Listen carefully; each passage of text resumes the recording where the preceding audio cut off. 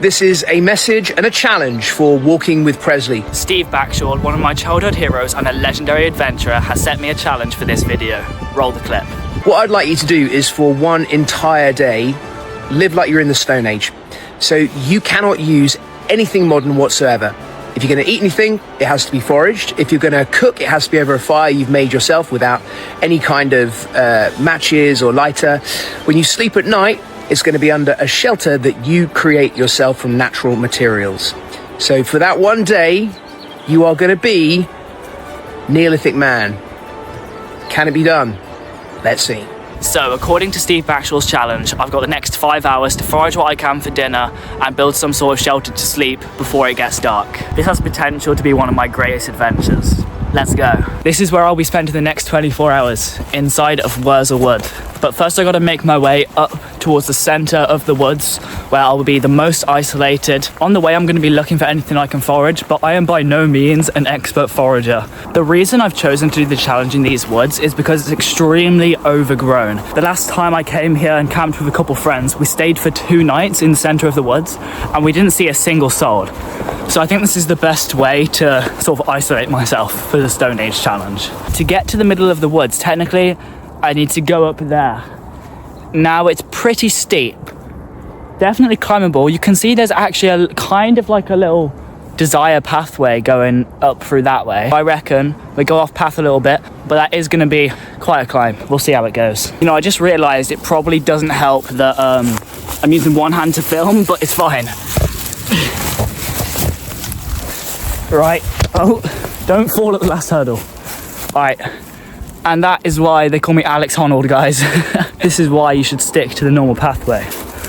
But I'm hoping it flattens out at the top and we'll find a good place to build a shelter. Right, I can sort of use the trees to pull myself up. Just take a moment though to appreciate it. It is beautiful. I love looking up at the tree line. Right, I've made it up. Now it's just a matter of finding a clearing where I'll be able to hopefully spend the night. I reckon this here is the best clearing I'm going to be able to find, and I actually think this is where I camped last time I was here, except I actually had a tent last time. There's a lot of dead wood in these woods, believe it or not. Like, even just that there. So, I reckon it will be quite easy to build a shelter. The main thing I'm worried about is the floor I'm sleeping on, so I'm going to try and build myself up off of the floor. Hopefully protect myself from any bugs, creepy crawlies, ticks is the main issue. But yeah, so I'll build myself a sort of bed, I guess. Before we do anything, I reckon I should show you guys what I've got in my bag, because obviously for the challenge, I'm not supposed to have any equipment. So you're probably thinking, why has he got a massive bag? Let me show you what I bring. A coat in case it gets cold. A jacket in case it gets cold. A hoodie in case it gets cold. And that's it. So there's nothing in the rules against to bring in extra clothes, extra layers. I'm gonna need them because I don't have a sleeping bag, I don't have a tent. At least if it gets cold, I'm gonna be able to wrap up warm, and that is not against the rules, guys. I've just cleared out a little bit of an area. I'm now gonna go looking for some logs or big sticks that I can use to build a sort of shelter. Having a shelter over my head is not going to make a difference at all. It's really not going to help me, but it'll make me feel really cool. So let's go find some sticks.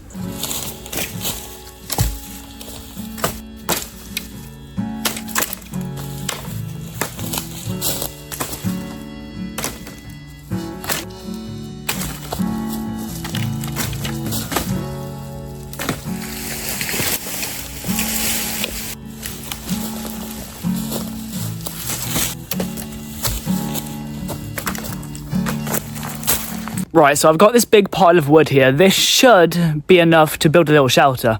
The main problem is most of the wood is rotted away. It's not the best wood, and I don't want rotten wood to collapse on me while I'm sleeping either. But I'm gonna go for it anyway. I'm gonna try and build a shelter.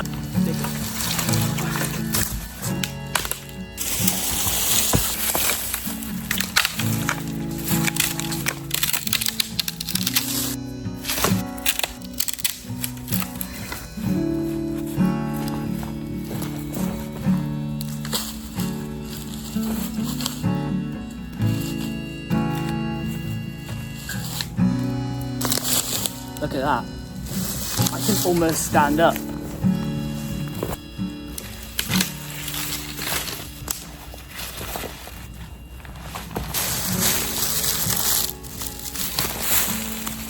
That is the beginning of my shelter. It is not stable at all right now, but it's standing up and that's all that matters. Look at it. And it might not look too big, but if I sit in here for now, underneath this very wobbly shelter that could easily collapse on me, I can already easily lie down. There's enough space for me to lie down in here. Obviously, I've got to clear out the area a little bit, but this is already coming along way better than I thought it would.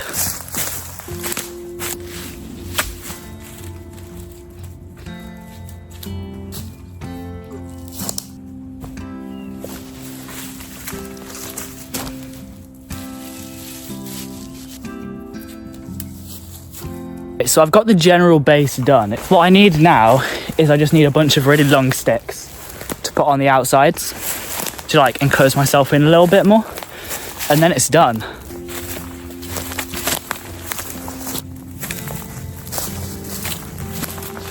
This is my little teepee shelter that I've cooked up. Some of the sticks are like falling down. It's absolutely terrible. It's not protecting me from anything, but I think it's kind of cool and that's all that matters. Obviously, I'm not going to be eating like a king tonight, but it would be nice to find something. So I'm going to leave the shelter for a little bit and I'm going to see what I can find. So I've just gone around looking at different plants, taking pictures of them, trying to figure out if anything around here is edible, but I'm not educated enough to know what's good and what's bad. Most of the stuff that I've tried to like take pictures of and research, it just comes up as it being poisonous. And I'm not poisoning myself, guys, okay? So it looks like I'm going without food tonight, but it'll be fine. I was led to believe there's wild garlic in these woods. So far, I haven't came across any. Maybe while I'm walking back in the morning, I'll run into some wild garlic, but we'll see. I'm pretty happy with my setup that I've got going right now. I've got this little, I don't know if you could really call it a shelter. I'm not sure what it is, but I'll be sleeping under this tonight. It should get dark in about an hour or two, so I'm just gonna chill for a bit now. Chill in the nature, just enjoy it. Just walked up here to get a closer look at the sunset. It looks like the sun is just behind that tree. It's starting to get a little bit darker now and I'm absolutely knackered, so I'm gonna lie down, try and get some rest. I mean, it's still pretty light out, but I'm gonna try and sleep. Actually, should I show you my little sleeping arrangement? This is it, guys. This is this is my arrangements. Right, I'll see you in the morning, guys. Good morning, guys. I did actually manage to get some sleep in the end. I think I fell asleep around 1 a.m. It's now 4 and it's starting to get brighter. I think it's about time I take this little shelter down. I don't know if I could really call it a shelter, but I don't know. It's all right. Obviously, leave no trace. Make it look like I was never here, and then I'll be on my way back home. This was a great adventure. I've had a great time. And I just want to say thank you again to Steve Backshall. I can't express how much this means to me. Dude, thank you so much. It's just insane to me. The amount of times I've been sat in my living room watching Steve Backshall, watching his Deadly 60 series, playing even the CBeebies games. There was the Deadly 60 game, which it was like a tower defense game. I used to play that game so much. And it's just incredible to me that I've been able to do something like this. But yeah, thank you. But anyways, guys, thanks for watching. This was a great adventure. I'm going to walk back home now. And yeah, thanks for supporting me by watching. If you want to support me a little bit more, I'm going to post a video on my Patreon showing a little bit behind the scenes of this video, showing my walk to the woods and my walk back home. And I'll just be talking on there a little bit more about how I actually got Steve Backshall to make the video. But yeah, thanks for watching, guys. I love you guys, and I'll see you next time.